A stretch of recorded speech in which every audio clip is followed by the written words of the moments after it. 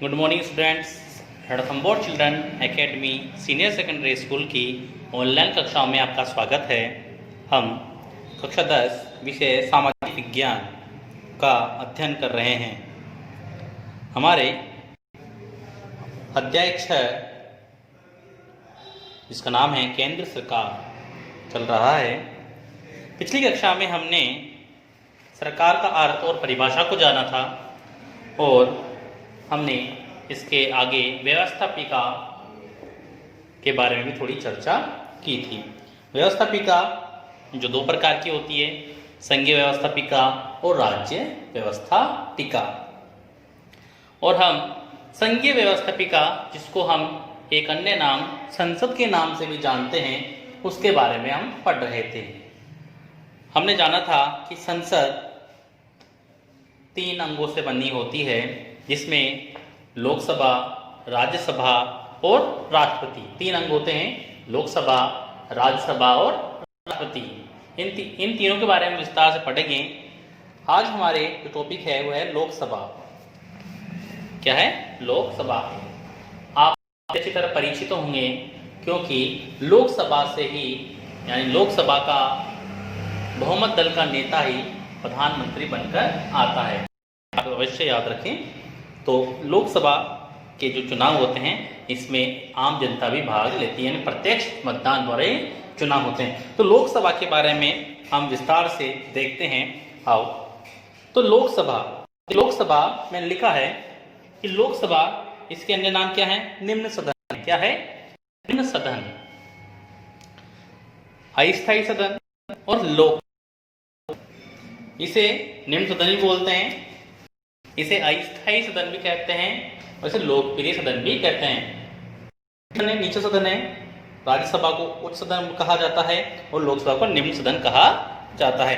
अस्थायी सदन है तो इसको कभी भी भंग किया जा सकता है, इस कारण से ये अस्थायी है। और लोकप्रिय सदन इसलिए है क्योंकि इसके सभी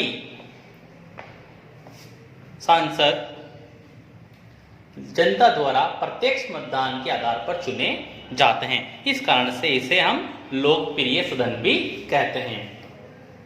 तो ये हुए लोकसभा के अन्य नाम, इसके बारे में हमने जाना। अब हम देखते हैं सदस्य संख्या, कि लोकसभा के जो चुनाव होते हैं उसमें कुल कितने सदस्य होते हैं। कुल कितने सदस्य होते हैं? तो देखिए, मूल संविधान में लोकसभा की सदस्य संख्या 500 निश्चित की गई थी। कितनी की गई थी?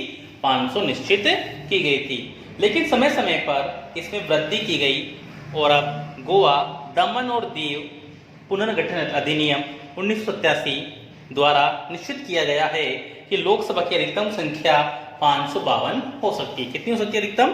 552। याद रखें आप, 552 हो सकती है। अब वर्तमान में अगर हम याद रखें, इनमें से देखिए, मैंने एक चीज लिखी है, 545 से 552। ये न्यूनतम है 545 और अधिकतम है 552। तो याद रखें, 545 से 552 तक हो सकती है लोकसभा के सदस्यों की कुल संख्या। देखिए, इनमें से एक चीज हो रहा है, क्या होता है कि इनमें से अधिकतम 530 राज्यों के निर्वाचन क्षेत्रों से, यानी अगर 552 में से 530 तो राज्यों से चुने जाएंगे। किससे? राज्यों से। जैसे हमारे राजस्थान में लोकसभा की कितनी सीटें हैं? कितनी हैं? 25 हैं। कितनी हैं? 25। यानी हमारे राजस्थान से लोकसभा के, यानी जो हमारे सांसद हैं, वो लोकसभा के जो सांसद हैं वो 25 चुने जाएंगे। 25 सीटें हैं हमारे यहाँ पर। अब आप ये कहेंगे कि हमारे यहाँ पर हर जिले से भी नहीं चुने जा रहे। हमारे राज्य में 33 जिले हैं, लेकिन 25 ही सांसद चुने जाते हैं, क्योंकि हमारे यहाँ पर के जो छोटे जिले हैं उनको 2 जिलों को मिलाकर भी एक संसदीय क्षेत्र बनाया गया है। जैसा कि हमारे सवाई माधोपुर का ही देख लो आप, सवाई माधोपुर और टोंक को मिलाकर एक संसदीय क्षेत्र बनाया गया है। इस कारण से 33 जिले होने के उपरांत भी राजस्थान से 25 सांसद ही चुनकर जाते हैं।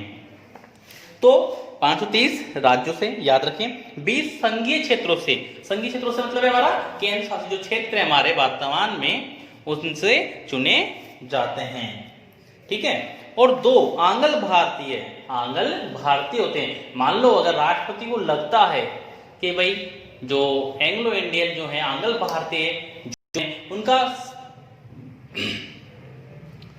जो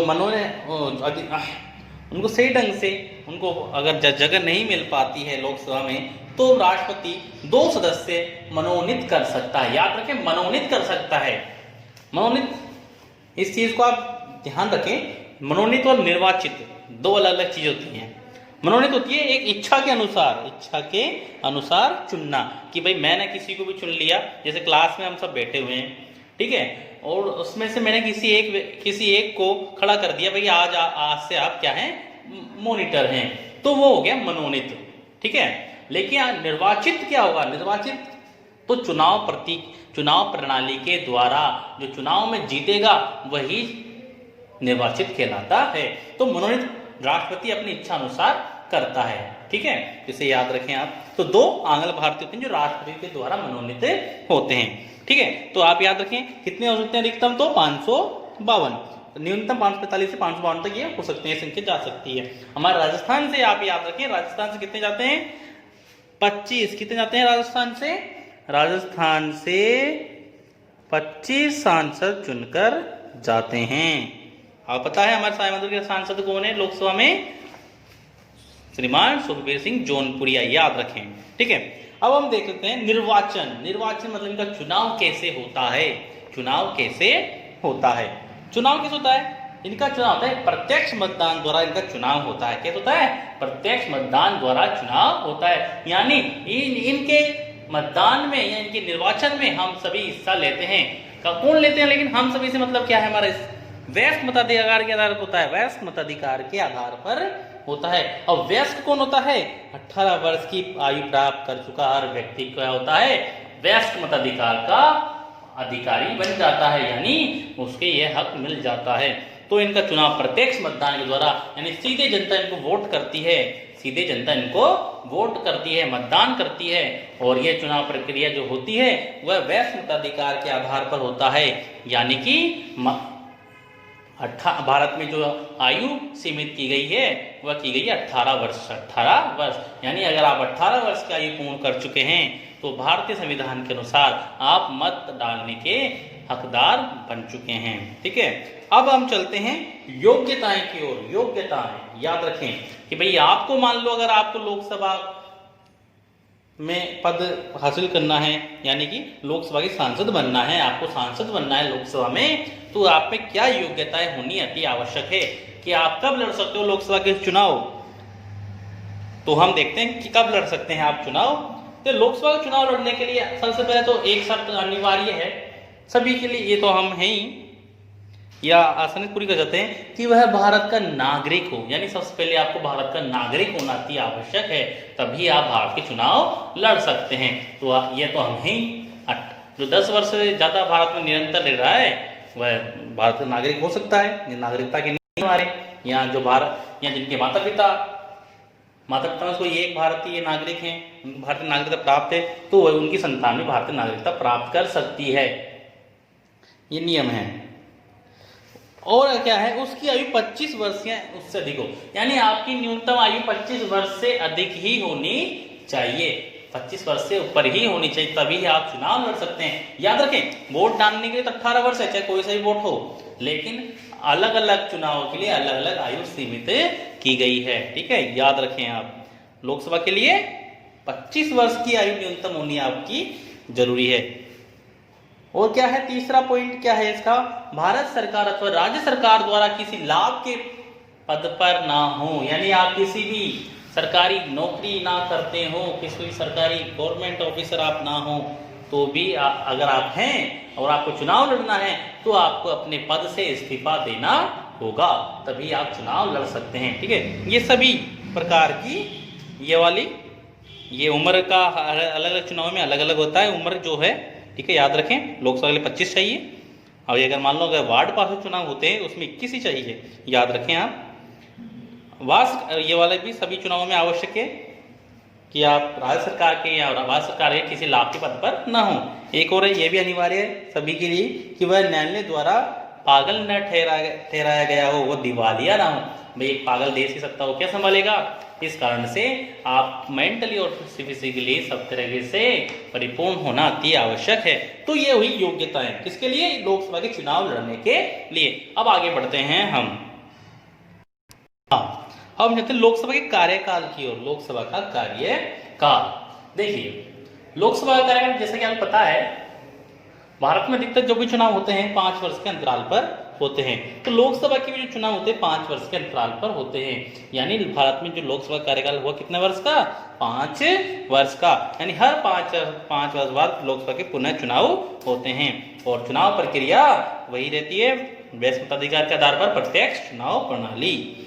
ठीक है, लेकिन भाई ये तो फिक्स है कि 5 वर्ष तक रहेगा, लेकिन प्रधानमंत्री के परामर्श के आधार पर राष्ट्रपति लोकसभा को समय से पूर्व भी भंग कर सकता है। किसके आधार पर? प्रधानमंत्री के परामर्श के आधार पर। भंग कौन करेगा? राष्ट्रपति। लेकिन परामर्श कौन देता है? प्रधानमंत्री। इस कारण से इसे आपको मैंने बताया था कि इस कारण से इसको अस्थायी सदन भी कहते हैं, क्योंकि इसे समय से पूर्व भी भंग किया जा सकता है। इस कारण इसे अस्थायी सदन भी हम पुकारते हैं। अब तक ऐसा कितनी बार हो चुका है? ऐसा अब तक 9 बार किया जा चुका है। कितनी बार किया जा चुका है? अब तक ऐसा 9 बार हो चुका है। ऐसा कि समय से पूर्व भंग की जा चुकी है, वह ऐसा 9 बार हो चुका है। अब देखते हैं हम अधिवेशन की ओर। अधिवेशन की ओर चलते हैं। लोकसभा के अधिवेशन राष्ट्रपति के द्वारा ही बुलाए और स्थगित किए जा सकते हैं। यानी अधिवेशन कौन बुलाएगा? और राष्ट्रपति ही बुलाएगा, और उनको स्थगित भी कौन करेगा? राष्ट्रपति की सलाह के आधार पर ये सब चीज होती हैं। लेकिन एक नियम है इसमें, सामान्य जो नियम है कि लोकसभा की 2 बैठकों के मध्य 6 महीने का अंतर नहीं होना चाहिए। कितना? यानी 2 बैठकों के मध्य 6 महीने से ज्यादा का अंतर नहीं होना चाहिए। यानी 6 महीने के अंदर अंदर उन्हें दूसरी बैठक आयोजित ही करनी होगी, यानी अधिवेशन आयोजित करना होगा। इस प्रकार से ये अधिवेशन के नियम होते हैं। अब हम चलिए लोकसभा के पदाधिकारी है। लोकसभा के पदाधिकारी देखिए, लोकसभा के सदस्य तो पूरे सांसद जितने भी हैं जो हमने बताया थे, अधिकतम 552 हो सकते हैं, 545 552 हो सकते हैं। ये सभी लोकसभा के सदस्य हैं। लेकिन इनमें से ही एक अध्यक्ष बनता है और एक उपाध्यक्ष बनता है। ठीक है, तो उनके बारे में हम देख लेते हैं। देखिए अध्यक्ष कौन? अध्यक्ष उनमें से जो 545 से 552 इनमें से ही कोई ना कोई एक चुना जाता है अध्यक्ष। तो वर्तमान में अगर हम अध्यक्ष की बात करें तो श्रीमान ओम बिरला जो हैं वर्तमान में लोकसभा के अध्यक्ष हैं। याद रखें आप, वर्तमान में लोकसभा के अध्यक्ष कौन है? श्रीमान ओम बिरला, ये लोकसभा के अध्यक्ष हैं। और उपाध्यक्ष भी होता है। उपाध्यक्ष कब कार्य करते हैं? जब अध्यक्ष ना हो, यानी अध्यक्ष की अनुपस्थिति में कार्य करते हैं उपाध्यक्ष। अध्यक्ष की अनुपस्थिति में कौन कार्य करते हैं? उपाध्यक्ष। उपाध्यक्ष वर्तमान में पद खाली, यानी वर्तमान में मतलब जो नई लोकसभा के चुनाव हुए 25/5/2019 के बाद से ही, इससे पहले एम थम्बुदरई वो लोकसभा के उपाध्यक्ष थे। उसके बाद से ये है जो नई लोकसभा चुनाव हुए तब से ही यह पद वर्तमान में खाली है। यानी वर्तमान में लोकसभा का कोई उपाध्यक्ष नहीं है, ये याद रखें आप। अब हम चलते हैं तो संविधान के अनुच्छेद 93 के अनुसार लोकसभा स्वयं ही अपने सदस्यों में से एक अध्यक्ष और एक उपाध्यक्ष का निर्वाचन करेगी। यानी लोकसभा स्वयं ही अपने सदस्यों में से ही कोई एक अध्यक्ष चुनेगी और कोई एक उपाध्यक्ष चुनेगी। अध्यक्ष तथा उपाध्यक्ष को उनके पद से हटाया भी जा सकता है। ये निर्भर करता है उन सदस्यों की इच्छा पर। यदि लोकसभा के तत्कालीन सदस्यों के बहुमत से इस आशय का प्रस्ताव हो जाए, यानी अगर बहुमत जिसके पास नहीं होगा, मान लो अगर बहुमत किसी के खिलाफ हो जाता है, यानी वर्तमान में अगर कोई अध्यक्ष है, अगर उसके खिलाफ आधे से ज्यादा अगर वोट कर देते हैं तो वह उसे हटा दिया जाएगा। याद रखें आप। परंतु इस प्रकार कोई प्रस्ताव लोकसभा में तभी पेश होगा जबकि इस प्रकार के प्रस्ताव पेश करने के लिए कम से कम 14 दिन की पूर्व सूचना दी गई हो। यानी आपको पहले से भी सूचना देनी पड़ेगी लोकसभा में, 14 दिन पहले से ही। संविधान के अनुसार अध्यक्ष और उपाध्यक्ष को संसद द्वारा निर्धारित वेतन तथा भत्ते प्राप्त होते हैं। अब इनको पैसा यानी सैलरी, तनख्वाह जो मिलती है वो संविधान द्वारा जो निर्धारित भत्ता है और सैलरी है वह इनको निरंतर मिलती रहती है। अब हम चलते हैं अध्यक्ष के कार्य और शक्तियां, यानी जो अध्यक्ष होते हैं वह उनकी कार्य क्या होते हैं, ये क्या कार्य करते हैं, इनके बारे में भी हम जान लेते हैं। तो भारतीय लोकसभा के अध्यक्ष को लगभग वही अधिकार प्राप्त है जो ब्रिटिश लोक सदन यानी हाउस ऑफ कॉमन्स के अध्यक्ष को है। आप पता होना चाहिए, हमारे भारत ने तो सभी इसके संविधानों से कुछ ना कुछ लिया है, तो हमारा यह जो लोकसभा का जो फॉर्मूला है पूर्णतः ब्रिटिश फॉर्मूले की तरह है। तो अध्यक्ष के द्वारा लोकसभा की सभी बैठकों की अध्यक्षता की जाती है। वे अध्यक्ष बनाया गया है तो बैठकों के आयोजन, बैठकों की अध्यक्षता कौन करेगा, अध्यक्ष ही करेगा। और अध्यक्ष होने के नाते उसके द्वारा सदन में शांति व्यवस्था और अनुशासन बनाए रखने का कार्य किया जाता है। अब अध्यक्ष का कार्य क्या होता है कि शांतिपूर्ण तरीके से लोकसभा की सभी बैठकों का आयोजन हो और शांति व्यवस्था बनाए रखने का भी लोकसभा के अध्यक्ष का कार्य होता है। लोकसभा का समस्त कार्यक्रम और कार्यवाही अध्यक्ष के द्वारा निश्चित की जाती है। लोकसभा का अध्यक्ष का ही ये कार्य होता है कि वह लोकसभा की समस्त क्रियान्विति यानी कार्यवाही को आयोजित करता है और उसके परामर्श के अनुसार ही सब कुछ होता है। वह सदन के नेता के परामर्श से विभिन्न विषयों के संबंध में वाद विवाद का विषय समय निश्चित करता है। और जितने भी लोकसभा में किसी चीज को लेकर या किसी विषय को लेकर बहस की जानी है या वाद विवाद की जाना है, उसका समय भी निर्धारित कौन करता है, लोकसभा का अध्यक्ष ही करता है। अगले क्या है, वह सदन की कुछ समितियों का प्रदेश सभापति होता है, यानी जो अध्यक्ष रहेगा वही उस समय इन समितियों का क्या रहेगा, प्रदेश सभापति होगा। प्रवर समितियों सिलेक्शन कमिटीज के सभापतियों का वही नियुक्ति करता है और इन समितियों के द्वारा उसके निर्देशन में ही कार्य किया जाता है। अध्यक्ष यह निर्णय करता है कि कोई विधेयक धन विधेयक है अथवा नहीं, यानी अध्यक्ष ही वह निर्णय करता है कि कोई सा भी जो विधेयक लोकसभा में पेश किया गया है वह धन विधेयक है या एक सामान्य विधेयक है, वह लोकसभा का अध्यक्ष क्या करता है, निश्चित करता है। संसद और राष्ट्रपति के बीच सारा पत्र व्यवहार उसके द्वारा ही होता है और राष्ट्रपति के और संसद के प्रति जो भी पत्र व्यवहार होता है यानी जो भी पत्र भेजे जाते हैं वो लोकसभा के अध्यक्ष के नाम से ही भेजे जाते हैं। और मान लो अगर अध्यक्ष न हो तो उपाध्यक्ष ये कार्य समस्त क्रियान्वित ये लोकसभा के अध्यक्ष की जगह उपाध्यक्ष फिर करता है, याद रखें आप। अब अगला जो टॉपिक है हमारा राज्यसभा। ये राज्यसभा के बारे में हम अगली कक्षा में विस्तार से पढ़ेंगे, लेकिन इसके बारे में थोड़ा सा ब्रीफिंग कर लेते हैं, थोड़ा सा जान लेते हैं कि लोकसभा को हमने जाना, लोकसभा के अन्य नाम हमने जाने कि यह अस्थायी सदन है, लोकप्रिय सदन है, निम्न सदन है। लेकिन राज्यसभा क्या है, स्थायी सदन है और यह एक क्या है, उच्च सदन भी इसे हम पुकारते हैं। इसे क्या पुकारते हैं, उच्च सदन। तो इसके दो नाम क्या हो गए, एक तो स्थायी सदन, एक तो स्थायी सदन और उच्च सदन।